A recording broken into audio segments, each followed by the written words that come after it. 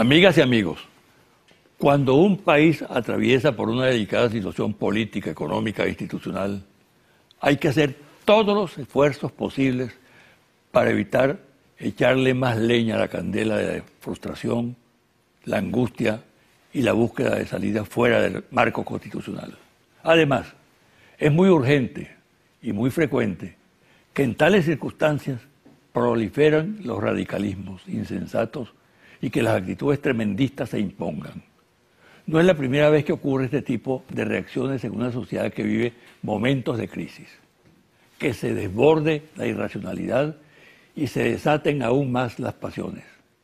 En la historia hay muchos ejemplos que llaman a la reflexión. Venezuela no se puede dejar arrastrar hacia el abismo haciéndole concesiones a aventuras. Sería el colmo que una nación que ha logrado superar episodios de extrema gravedad a lo largo de su historia ahora caiga ante los llamados de políticas que en el fondo presagian violencia y empujan al caos y al abismo. Lo que advierto tiene que ver, por ahora, con excesos verbales. Pero ya sabemos que de los excesos verbales, continuados y sistemáticos, a la acción violenta hay pocos pasos. En los actuales momentos se está abusando de la exacerbación de las palabras, de planteamientos obsesivos que con el correr del tiempo pueden acarrear consecuencias deplorables e irreversibles. Comienzan a aparecer en la realidad nacional con reiterada frecuencia planteamientos que prácticamente vulneran el orden constitucional, que afectan el curso normal de la institucionalidad democrática, que constituyen una amenaza para la estabilidad de las instituciones, que además provocan, y esto quizás es lo más grave de lo que circula, inmediatas reacciones del mismo signo y características, con lo cual se produce una escalada en el mensaje catastrofista y en la ocurrencia de actos de inequívoca exaltación de la violencia. No voy a entrar en detalles en este primer enfoque que hago del tema, pero si es necesario lo haré más adelante. Creo que la audiencia está suficientemente enterada de propuestas absurdas que invitan a dar el salto al vacío, por lo cual se impone reclamar seriedad de los actores políticos, de lado y lado, teniendo presente, como se suele decir formalmente, dentro de la Constitución todo, fuera de la Constitución nada. Una pausa y al regreso converso con la ministra del Poder Popular para las Relaciones Exteriores, Delcy Rodríguez Gómez.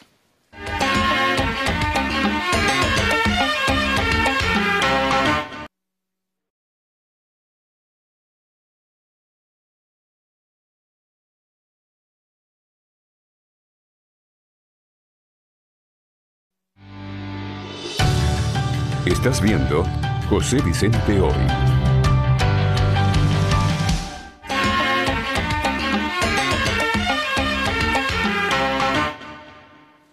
Suelo ser muy sobrio en la presentación de los invitados. En esta oportunidad voy a romper esa norma. Mi invitada de hoy es Delcy Rodríguez, canciller de la República. Y al comenzar esta entrevista quiero rendirle a ella y a la mujer venezolana en general el reconocimiento por su valor, su coraje, su inteligencia.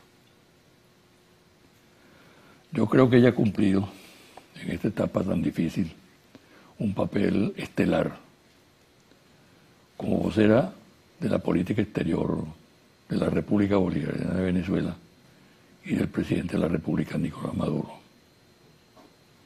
Ha sabido decir lo que tenía que decir en cada escenario y explicar con inteligencia, con preparación, con un trasfondo cultural muy importante cuál es la situación real del país y los logros que se han alcanzado y el cúmulo de enemigos que atenta contra la soberanía del país. Bienvenida. Gracias, doctor. Bueno, me siento muy halagada realmente por sus palabras, pero yo le decía hace muy poco, y quizá el país no lo sabe, que recientemente el doctor Rangel cumplió años, y él siempre ha sido una referencia, un ejemplo para nosotros en lo concerniente a la defensa del ser humano, a la defensa de la patria, y nos hemos nutrido justamente de su ejemplo y de su accionar para defender al país con la dignidad y la fortaleza que se merece. Y queremos también reconocerle y agradecerle. Te lo agradezco. Vamos a dejar de lado este torneo de mutuo elogio y entremos a fondo en la entrevista, ¿no? Hazme una reseña rápida de esta pasantía por República Dominicana, de los episodios de la OEA, tanto en República Dominicana como en Estados Unidos. Bueno, República Dominicana fue un momento importante también para la política exterior venezolana. Primero se dieron dos circunstancias históricas. La primera de ellas fue la reunión con el secretario de los Estados Unidos, John Kerry, donde nosotros ratificamos. Te iba a preguntar específicamente sobre ese punto. Sí. Porque fue una cosa sorpresiva, que sorprendió sobre todo a la oposición, ¿no? Yo creo que aquí, desde el año pasado, el presidente Maduro siempre ha ratificado al gobierno del presidente Obama la voluntad que tiene su gobierno de mantener relaciones, pero unas relaciones de respeto, unas relaciones en el ámbito de la igualdad soberana de los Estados, que son principios contenidos en la Carta de las Naciones Unidas y que regulan el comportamiento debido entre las naciones. Igualdad soberana de los Estados. No hay un país mejor o peor que otro, somos todos iguales y formamos parte de la comunidad internacional inspirados en ese principio. Y luego las relaciones de respeto que también nos debemos los Estados, el principio de no injerencia en los asuntos internos de los Estados, el principio de autodeterminación de los pueblos para darse el modelo económico, social, político, cultural que más le convenga a su pueblo. En el marco de estos principios, el presidente Maduro le había dicho al presidente Obama y a su gobierno, Venezuela está dispuesta a ir a un proceso de normalización y regularización de las relaciones, pero respetando estos principios. Y creo que esa reunión pues ratificó y reafirmó lo que el presidente Maduro venía diciendo. Y en esa reunión, bueno, mantuvimos una comunicación en estos términos de respeto, donde Venezuela supo mantener su posición de firme defensa de la soberanía nacional. Nosotros no reconocemos a ningún país ni a ningún imperio que pretenda darle instrucciones a nuestro pueblo, que pretenda darle instrucciones a nuestras instituciones. Somos un país libre, somos un país soberano y en el marco también de la celebración de nuestra independencia, pues nosotros estamos cargados justamente de ese legado independentista, de defensa de la patria. Y bueno, creo que eso le ha quedado muy claro a los Estados Unidos. Por más que ellos sean una potencia bélica en el mundo y han ejercido el belicismo causando estragos en poblaciones enteras, bueno, desde Venezuela, desde Sudamérica, hay un país que le dice, al igual que muchos países como Bolivia, como Ecuador, donde nosotros defendemos el principio de autodeterminación, pero principalmente defendemos el derecho a la soberanía que tienen nuestros países.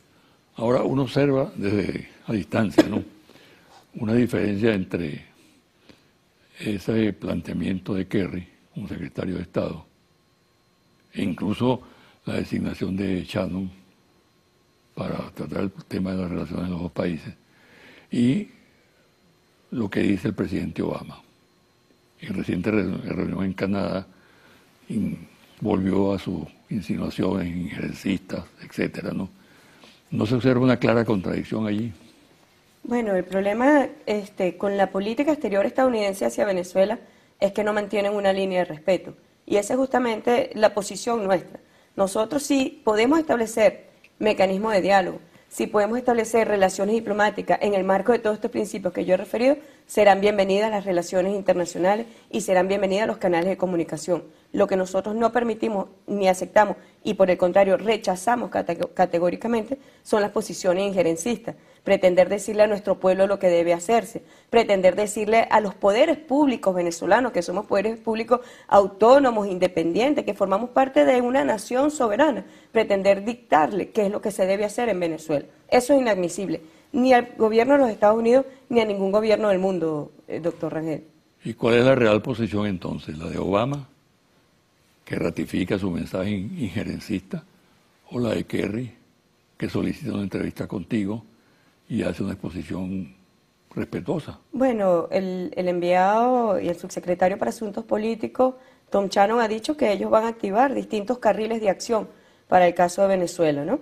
Algunos injerencistas, otros en el marco del respeto debido, pero forma parte expresa el sistema estadounidense, que es un sistema complejo, donde muchas veces la presidencia de la República está, si se quiere de alguna manera, rodeada de poderes imperiales, está rodeada por poderes fácticos, donde el Pentágono también tiene mucho que decir y que hacer, no solamente hacia Venezuela, sino también hacia el mundo. El mundo ha sido testigo de situaciones terribles, que han llevado incluso al presidente de los Estados Unidos a hacer un reconocimiento, yo diría que tímido, un reconocimiento de los errores, pero que los errores de los Estados Unidos han costado la desintegración de países enteros, han costado la tristeza y el sufrimiento de pueblos enteros, las violaciones masivas a los derechos humanos de esos pueblos. Entonces nosotros lo que hemos dicho, cuidado con Venezuela, porque Venezuela, por lo que nosotros hemos visto en el accionar del gobierno del presidente Obama, puede convertirse en un terrible error, que en un futuro cuando se reconozca qué es lo que habrá pasado, se habrá causado sufrimiento al pueblo de Venezuela. Y nosotros sabemos que lo que se está haciendo hoy contra el pueblo, como es la guerra económica, las agresiones multiformes, agresiones mediáticas, agresiones financieras, agresiones económicas, tienen justamente que ver con esta guerra no convencional, son formas no convencionales para derrocar a gobiernos que no están alineados con los intereses imperiales. Háblame, aunque sea brevemente, acerca de ese mundillo de la OEA. ¿Cuál es el papel real de Almagro? Bueno, primero que nada hay que reconocer lo que ha sido el expediente de vergüenza de la OEA, ¿no? La OEA apoyó invasiones, como el caso de República Dominicana. Fue histórica la reunión en República Dominicana porque aprobamos por consenso una resolución justamente diciéndole, condenando lo que fue la actuación tanto de la OEA durante la invasión de los Estados Unidos en 1965. Fue un reconocimiento de que se cometió una violación flagrante al derecho internacional y a la soberanía de la República Dominicana. Eso se puede interpretar como un paso distinto, diferente a la historia de la OEA. Las instancias de la OEA... Pero con Almagro se repite la vida política. Las instancias de la OEA siguen reproduciendo el modelo injerencista, intervencionista sobre nuestros países. Pero los países hemos madurado, los países hemos evolucionado.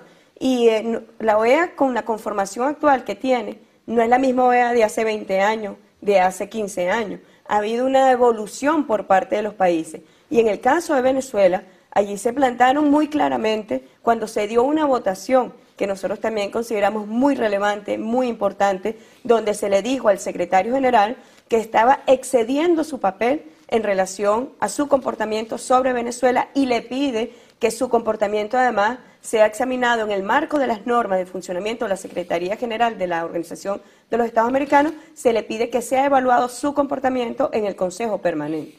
De tal forma que las pretensiones, la posición de los Estados Unidos, que era completamente congruente con la posición de Almagro, como se vio incluso el día 23 de junio en el Consejo Permanente fraudulento que se fraguó en el seno de la OEA por parte del secretario general de Estados Unidos y muchos de sus aliados, bueno, terminó evidenciando cómo sencillamente hay una conjunción entre el papel intervencionista del secretario general que está cumpliendo un guión por parte de los Estados Unidos. Allí se vio muy claro. Cuando habla el representante de los Estados Unidos en la OEA y cuando habla Almagro, la normativa jurídica que allí se expresa es exactamente lo mismo. El artículo 110 de la Carta de la OEA, que es muy peligroso, porque se refiere a cuando un país supuestamente amenaza la estabilidad y la paz de la región, que es lo que ellos pretenden aplicarle a Venezuela para poder justificar una intervención incluso de orden militar. Entonces Almagro sí está cumpliendo un guión y está cumpliendo un guión y un mandato de los Estados Unidos sobre la intervención en Venezuela. ¿Se activó la carta? No, la carta se tomó nota, eso fue muy claro en los términos diplomáticos. Pero él insiste que sí. ¿Qué ocurrió? ¿Qué ocurrió? Realmente eso hay que aclararlo mucho. El día 23 de junio, lo que se aprobó, cuando incluso Venezuela pide, y esto hay que decirlo, Venezuela pide que se apruebe el orden del día, que era la lectura del informe que de manera ilícita, de manera ilegítima, había elaborado el señor Almagro. Un informe realmente patético, es un adefesio jurídico, político, ideológico por las distintas razones que ese mismo día nosotros expusimos. Tiene una concepción ideológica que desmerita y desconoce a los gobiernos para darle paso a poderes fácticos, al poder económico, a la sociedad civil, que significa la privatización del ejercicio protagónico de los pueblos. Bueno, ese adefesio que fue presentado como un informe, lo que los países le dicen, y fue lo que se concretó en la votación, es que se escuche el informe. Pero cuando hablan los países, si usted toma incluso nota de lo que allí dijeron los países, que vale recordar y vale llamar la atención sobre esto, cuando se dieron intervenciones de países del Caribe donde le decían a Almagro, nosotros no estamos de acuerdo y no coincidimos con ese informe y solamente hemos permitido que usted hable, que fue lo único que le dieron la posibilidad de que hablara. ¿Por qué? Porque si allí se hubiese aprobado que el secretario general no hablara, prácticamente lo hubiese tenido que dimitir, hubiese tenido que renunciar, porque significaba nuevamente, al igual que en República Dominicana, una moción de censura para el secretario general. Y lo que los países le dicen es, nosotros no estamos de acuerdo en que se aplique la Carta Democrática a Venezuela, porque no se están dando los supuestos de hecho para que opere la aplicación de la Carta, y le están diciendo, yo solamente voté para poder escuchar lo que usted tenía que decir. Al final, el presidente del Consejo Permanente dice, se toma nota, ni siquiera del informe, se toma nota de las intervenciones. Y eso fue lo que se hizo, se tomó nota, que en términos diplomáticos significa, ya este tema se archivó. Entonces no hay activación de la Carta. No, porque entre otras cosas, doctor Rangel, para que un mecanismo como ese hubiese operado, eso hubiese tenido que ir a votación, cosa que no estuvo en el orden del día. En el orden del día lo único que había era la presentación de un informe. Ahí no se votó contenido de ningún informe. Sin embargo, vale la pena resaltar que a pesar de eso, Venezuela rechazó el contenido de ese informe. Venezuela rechaza categóricamente que el secretario Almagro pretenda aplicar fraudulentamente, invocar el artículo 20 de la Carta Democrática Interamericana. Rápidamente, sí. Mercosur. Mercosur, fíjese. No nos quieren dar la presidencia. Yo hablé, la semana pasada estuvimos en Uruguay, en una reunión donde yo estuve reunida precisamente con el canciller de Uruguay, que ejerce en este momento la presidencia pro tempore del Mercosur, y con el vicecanciller de Argentina. Los tratados constitutivos de Mercosur son muy claros. De hecho, yo lo traje para leérselo. El Tratado de Asunción establece en su artículo 12, muy claro, la presidencia del Consejo se ejercerá por rotación de los Estados partes y en orden alfabético, por periodo de 6 meses. Luego, el Tratado Europreto, en su artículo 5, dice, la presidencia del Consejo del Mercado Común será ejercida por rotación de los Estados partes, por orden alfabético, por un periodo de 6 meses. ¿Qué establecen estos tratados constitutivos de Mercosur? Que la presidencia pro tempore opera ope legis, opera automáticamente al cumplirse dos condiciones. Una condición temporal cada 6 meses y por orden alfabético. Bueno, ya esas dos condiciones se dieron, porque ya transcurrió un semestre y siendo Uruguay el presidente del pro tempore, en este caso, corresponde por orden alfabético el subsiguiente, que es Venezuela. De tal manera que esto es un tema que no está sujeto a condición alguna, es un tema que no está sujeto a votación, es un tema que no está sujeto a consenso. Opera lo que en derecho se llama ope legis, es decir, opera automáticamente, y es lo que ha llevado al presidente Tabaré a decir y a afirmar que él va a hacer la transferencia de la presidencia pro tempore a Venezuela, tal como lo ratificó su Cancillería en un comunicado público. ¿Cuándo se decide? El 30 de julio habrá una reunión del Consejo Mercado Común, que es la reunión de los cancilleres, justamente para el tema de la transferencia de la presidencia. Presente. Yo voy a estar presente, sí. Lo que se está dando al margen de eso por parte de Paraguay y de Brasil es una cosa inédita, insólita, que yo he llamado los malos modales. Se les ha pegado los malos modales de Almagro, la almagritis. ¿Qué significa la almagritis? El desconocimiento expreso del Estado de Derecho hemisférico. Es el desconocimiento y violación flagrante de las normas de los tratados constitutivos fundamentales del Mercosur, y es el irrespeto inmediato y absoluto a las normas que regulan pues todos nuestros organismos, en este caso específico del mercado común. Vamos a hacer una pausa. Al regresar, se dice en medio de la oposición, y quizá en otros sectores que no están muy claros en la política, que Venezuela está aislada internacionalmente. Hablemos de ese tema al regresar de la pausa.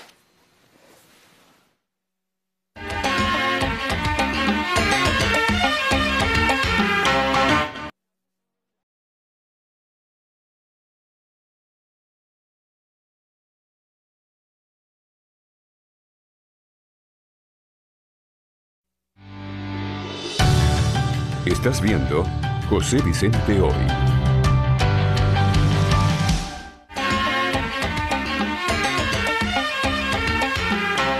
Está aislada de Venezuela en este momento. No, doctor, fíjese, cuando Venezuela sale por el mundo de los distintos eventos internacionales, la voz de Venezuela no solamente es la voz de Venezuela, es la voz de muchos pueblos del mundo que piensan igual que Venezuela, que desearían tener una revolución como la que tenemos en Venezuela y se ven absolutamente identificados. Vale recordar, aquellos que hablan de que Venezuela está aislado, nosotros estamos ejerciendo el segundo año como miembro no permanente del Consejo de Seguridad. Este año recién fuimos reelectos al Consejo de los Derechos Humanos. Sería una cosa un poco extraordinaria e ilógica que un país aislado nuevamente se le elija para el Consejo de los Derechos Humanos en medio de una campaña, además, muy fuerte por parte de los centros imperiales por evitar que se diera esta reelección, en medio de una campaña permanente donde se le acusa irresponsablemente y falsamente a Venezuela de ser un país que viola los derechos humanos. Fuimos reelectos a este Consejo de los Derechos Humanos. Recientemente también por un importante caudal de votos fuimos electos al Consejo de los Derechos Sociales y Económicos de las Naciones Unidas. Es decir, Venezuela representa una voz, pero es la voz de la independencia, la voz de la soberanía. Donde se para Venezuela en los ámbitos internacionales, está hablando la diplomacia, pero está hablando la diplomacia bolivariana con el contenido doctrinario de nuestros libertadores, que nos legaron la independencia, que nos legaron la soberanía. Y estamos hablando también de una diplomacia de paz. Venezuela participó activamente y fue determinante en el proceso de paz con Colombia. Así es reconocido por el gobierno de Colombia y por la comunidad internacional. Apenas hace unos días, esta semana, yo me reuní con el secretario general de las Naciones Unidas y expresamente nos manifestó su agradecimiento, primero por lo que fue el papel de Venezuela, ha sido el papel de Venezuela en el Consejo de Seguridad, segundo por el respaldo que ha dado Venezuela al frente de su gestión en la defensa de la descolonización de aquellos países que todavía son sometidos por poderes coloniales. También agradeció profundamente lo que ha sido el papel de Venezuela en el proceso de paz de Colombia. Entonces, mal puede las pretensiones de la derecha venezolana por desmeritar la política exterior de Venezuela, las pretensiones de la derecha venezolana por descalificar y desprestigiar a nuestro país, algún día la historia se los va a cobrar. Pero han sido acciones apátridas. La oposición venezolana, cuando sale al mundo, sale a hablar mal de su país, sale a malponer a su país. Y yo creo que es una de las pocas, por no decir la única oposición en el mundo, que cumple ese rol tan patético, tan bajo, tan apátrida, de ir por el mundo desprestigiando a nuestra patria. ¿Por qué en la comunidad europea se le da tanta cabida a los planteamientos de la oposición? Tienen conexiones directas. Ya nosotros hemos ido identificando primero, ellos tienen acceso a grupos de lobby que cuestan muchísimo dinero, cosa que un gobierno no podría ni siquiera costearlo, pero aquí la oposición venezolana gasta muchísimo dinero. Bueno, cuenta con financiamiento externo, justamente para a través de grupos de lobby llegarle a determinados personajes a nivel internacional. Han activado toda una red, han activado todo un tejido y un entramado en determinados organismos. Se ha activado la derecha mundial, esto hay que decirlo, se ha activado la derecha mundial contra el presidente Nicolás Maduro. Está imperando allí incluso un rechazo de clase, un odio de clase contra el presidente Nicolás Maduro. Se ha activado una red mediática muy poderosa. Yo le decía al secretario Ban Ki-moon, el desafío principal que tiene hoy el sistema multilateral de las Naciones Unidas es ver cómo regular a los poderes fácticos que atacan a gobiernos legítimos y constitucionales, cómo se defiende Venezuela frente a los poderes fácticos financieros, cómo se defiende Venezuela frente a los poderes fácticos mediáticos. No existe norma en el mundo que los regule, doctor. Mientras los gobiernos, que sí hemos sido seleccionados y electos por los pueblos, estamos sometidos y somos víctimas de estos ataques y tenemos regulaciones para nuestro comportamiento internacional, pues los poderes fácticos andan impunemente por el mundo desvirtuando y atacando gobiernos constitucionales y legítimos. ¿Qué respuesta tiene que tener eso? ¿De qué manera? Porque esa situación es como tú la planteas exactamente. Es un desafío importante del sistema multilateral, ir a la gobernanza, ir al Estado de Derecho de estos poderes fácticos. Estos poderes fácticos, por el poder económico que representan, justamente no atienden normas multilaterales algunas. No hay juez en el mundo, no hay tribunal en el mundo que juzgue el comportamiento de los poderes mediáticos, por ejemplo, de las transnacionales de la comunicación. Un importante medio europeo ha tenido una campaña donde dice que en Venezuela Nos estamos matando en las calles por los perros para comérnoslos y matar las palomas para comernos. Situaciones insólitas como esa. ¿Quién puede llevar a ese medio de comunicación a un tribunal y decirle usted está falseando la realidad sobre Venezuela, usted está difamando a Venezuela? Hay un bullying mediático internacional contra Venezuela. ¿Cómo se defiende nuestro país? Nosotros sabemos que las graves campañas mediáticas que se han desarrollado en el mundo llevan por sí e implícito una posterior intervención de poderes imperialistas. Irak es un ejemplo de ello.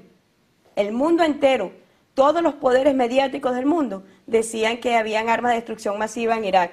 ¿Cuál es la realidad? Permitió la intervención a la espalda de las Naciones Unidas, permitió la intervención armada, una intervención belicista que costó la vida de más de 300.000 ciudadanos iraquíes, que costó la desintegración de ese país. ¿Dónde está Irak hoy? Un país destruido completamente. Libia. Todos han sido mentiras mediáticas que han propiciado las intervenciones y por eso nosotros hemos alertado a las Naciones Unidas de lo que se pretende hacer en Venezuela. Está actualmente, es decir, la estructura de la Cancillería venezolana en capacidad para monitorear y llevar adelante esa política tan exigente como lo requieren las circunstancias. Bueno, la estructura de la... Y que hay un nombramiento que se hizo recientemente, que hiciste tú, de Samuel Moncada, ¿no?, para Europa. Sí. Eso significa que hay pasos en esa misma dirección. Bueno, la batalla internacional debe contar con los mejores cuadros. Y así lo ha decidido el presidente Nicolás Maduro cuando designó al doctor Samuel Moncada al frente de las relaciones con Europa. Es una señal también para Europa.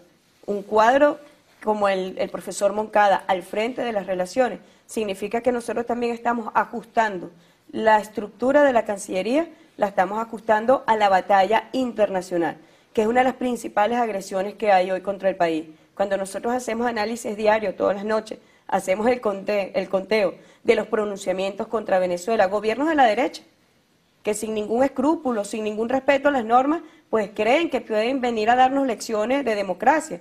El canciller de Paraguay fue un exfuncionario del Plan Cóndor, un canciller del nuevo Plan Cóndor. El canciller de Brasil, un canciller de facto, producto de un golpe de Estado que se le está dando a la presidenta Dilma. Pretenden de forma amoral y sin ética dar lecciones sobre Venezuela y sobre la democracia en Venezuela. Eso nosotros no lo aceptamos, lo rechazamos. Y la estructura de la Cancillería está justamente pues, en ese proceso de ponerse al frente, a la vanguardia de la batalla internacional.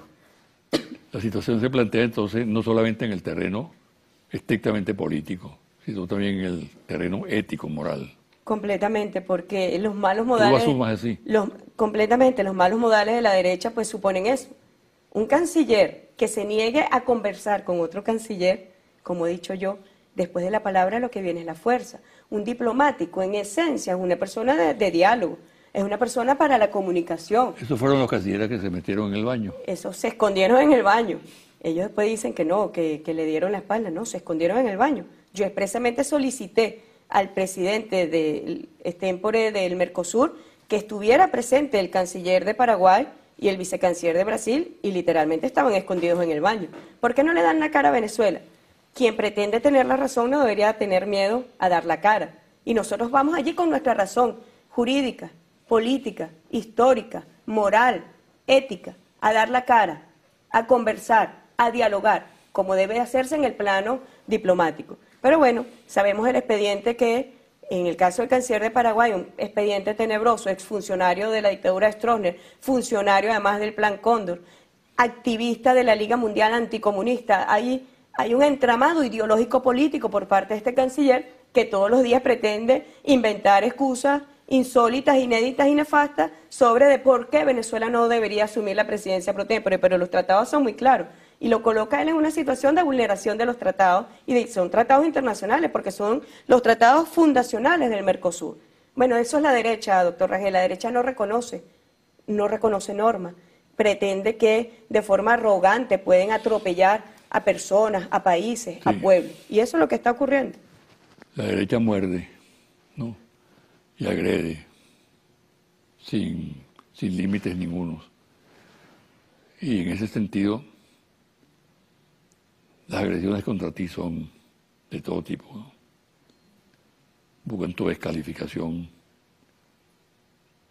Es una tarea muy difícil de adelantarla, ¿no? Tú prácticamente eres invulnerable, ¿no? Además tienes un espíritu para el combate, una decisión para luchar por tu país extraordinaria, ¿no? Sin embargo, no hace mella ese ataque en ti. No, yo lo entiendo como descalificaciones clasistas, muchas de ellas racistas, yo los veo en las redes, y les dice más de ellos como ser humano y menos de mí. Yo estoy tranquila, doctor Rangel, a mí de verdad, que eso no en lo absoluto me vulnera porque nosotros tenemos la razón, como le dije recientemente, tenemos la razón histórica, tenemos la razón política y tenemos una moral revolucionaria, incólume, intacta, para defender a nuestro país de cualquier tipo de injerencia externa. Con una impresionante sordidez, digna de los canallas. Hay quienes en el campo de la oposición atribuyen esa actitud tuya a que tu padre fue víctima de la Cuarta República y que lo tuyo es una reacción simplemente personalista, ¿no? No, crecimos sin venganza y sin odio alguno, eso nos lo enseñó nuestra madre. Y nuestra mayor venganza, como dice el poema de Tomás Borges, es justamente ver redimido a los niños yendo a la escuela. Nuestra mayor venganza ha sido la revolución bolivariana, que es una revolución de amor, que es una revolución que coloca al ser humano en el centro de su accionar histórico y político. Y nosotros nos sentimos redimidos y sentimos redimido a nuestro padre también en la revolución bolivariana. De tal manera que para nosotros, haber vivido la experiencia tenebrosa y terrible que usted nos ha acompañado durante toda nuestra vida a superar ese duro golpe de vida, bueno, justamente la revolución bolivariana nos ha permitido crecer como seres humanos, pero también nos ha permitido sentirnos que de alguna manera esa era la venganza que nosotros queríamos para nuestro padre. Queríamos el bienestar para el pueblo de Venezuela, queremos el bienestar para los pobres de Venezuela, queremos la dignidad para los pobres de Venezuela, para los pueblos de nuestro continente, para la América Latina y el Caribe, que había sido sometida y subyugada por poderes coloniales e imperiales. Ahí está redimida la muerte y el asesinato fascista de la cual fuimos nosotros víctimas por parte de nuestro padre. De tal manera, doctor Rangel, que no hay odio, no hay rencor, todo lo contrario, hay amor permanente para seguir defendiendo a nuestro país. ¿A dónde vamos a llegar? Bueno, usted sabe bien que el presidente Maduro ha convocado un diálogo justamente para encauzar por la vía de la paz a los factores opositores que permanentemente, desde que el comandante Chávez llegó al poder, han intentado la insurrección y el derrocamiento de un gobierno constitucional y legítimo por la vía antidemocrática, por la vía violenta. El diálogo va a permitir justamente el encauzamiento pacífico en bienestar del pueblo, pero con absoluto respeto a la soberanía nacional. Y aquí está jugando un papel muy importante el acompañamiento que ha pedido el presidente Maduro a la UNASUR, a los expresidentes Torrijos, Fernández y Zapatero, que justamente han venido haciendo un trabajo, yo diría, bueno, diario, permanente, minuto a minuto, tratando de que la oposición venezolana, que lamentándolo mucho tampoco es una oposición homogénea, sino que tiene muchísimas expresiones, muchísimos caracteres, que la expresión más radical y violenta de la oposición venezolana se atenga a este mecanismo para el entendimiento, para la comprensión, para el reconocimiento recíproco. Y eso es lo que el presidente Maduro permanentemente llama. Hace pocos días él ha ratificado públicamente el llamado a un presidente de un poder público, como es el presidente de la Asamblea Nacional. Le ha dicho: yo, en mi condición de jefe de Estado, yo, en mi condición de presidente de la República, te invito a ti como presidente del Parlamento venezolano a que sostengamos una reunión. Y la respuesta ha sido negativa. Eso no ocurre en ninguna parte del mundo, donde un jefe de Estado invite al presidente de un parlamento a dialogar, a reunirse, a conversar por el bien del país, y el presidente de ese poder público le diga: no, yo no voy a hablar contigo. Lo que le está diciendo en el fondo es: yo no te reconozco a ti como presidente. Y lo que está diciendo en el fondo es: yo no reconozco la voluntad de millones de venezolanos que te eligieron a ti como presidente. Y creo que el diálogo pues debe servir justamente para que esos factores violentos, para que los factores antidemocráticos que permanentemente recurren a expresiones fascistas para el derrocamiento del gobierno, se encaucen por la vía del diálogo político.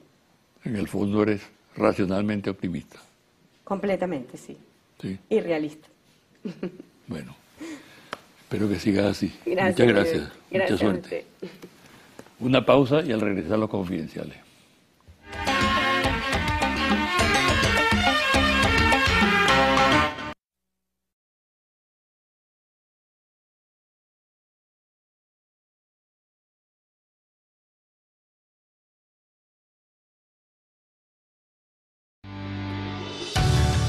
Estás viendo José Vicente Hoy.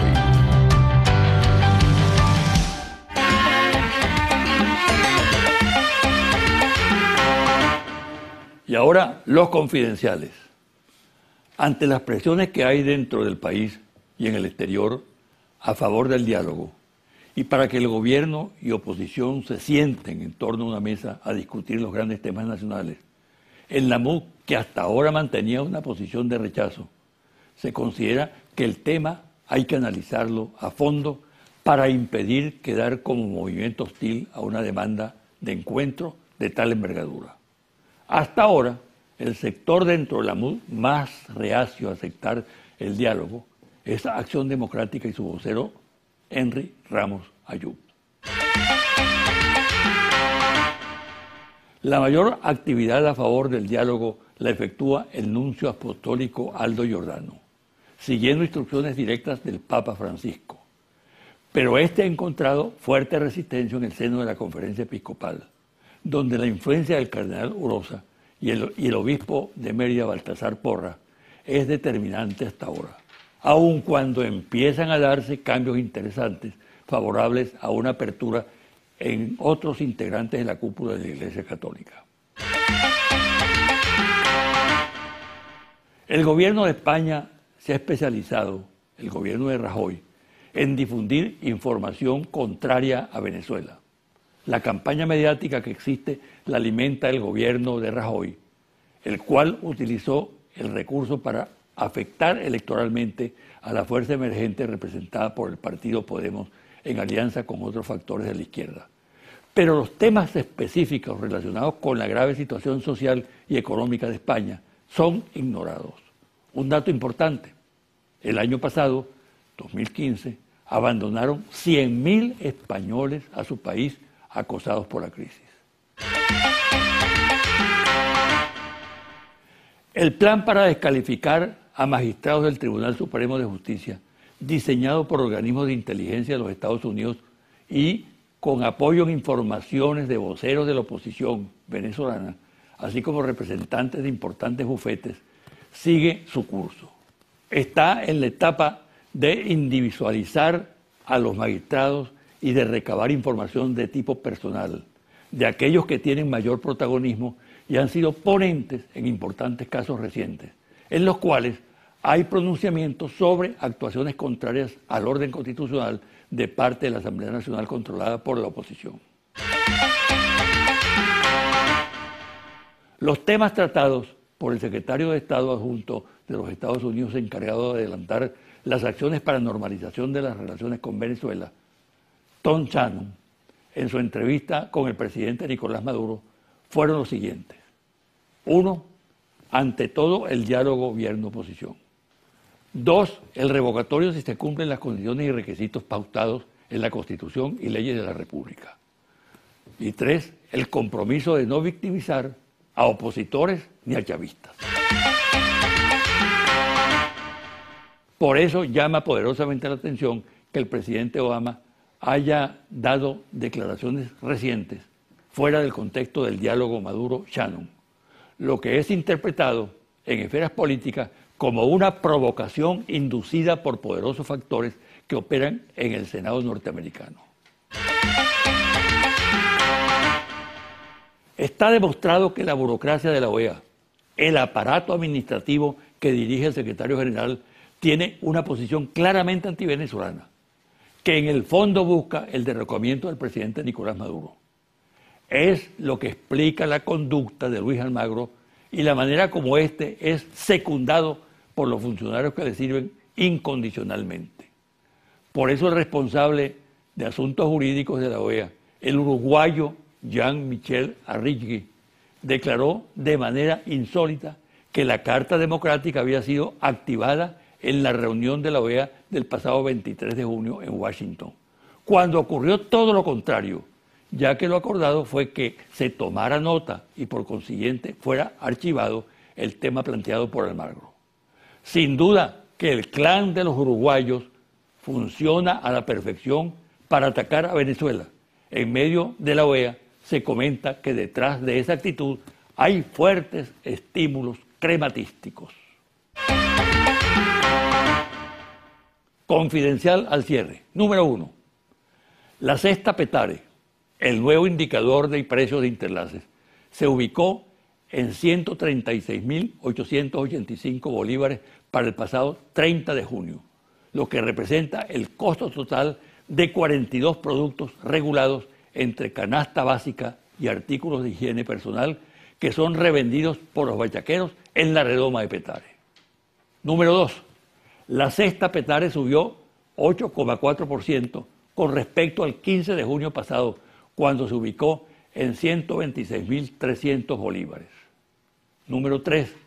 Desde el 1 de abril hasta el 30 de junio, el precio de la cesta Petare ha aumentado 90.340 bolívares, es decir, casi 200% en solo 3 meses. Número 4. La cesta Petare se ubicó 13 veces por encima de lo que costaría la misma cantidad de productos a precios regulados. Los precios ilegales, en algunos casos, superan en más de 100 veces el precio justo fijado por la superintendencia. Número 5.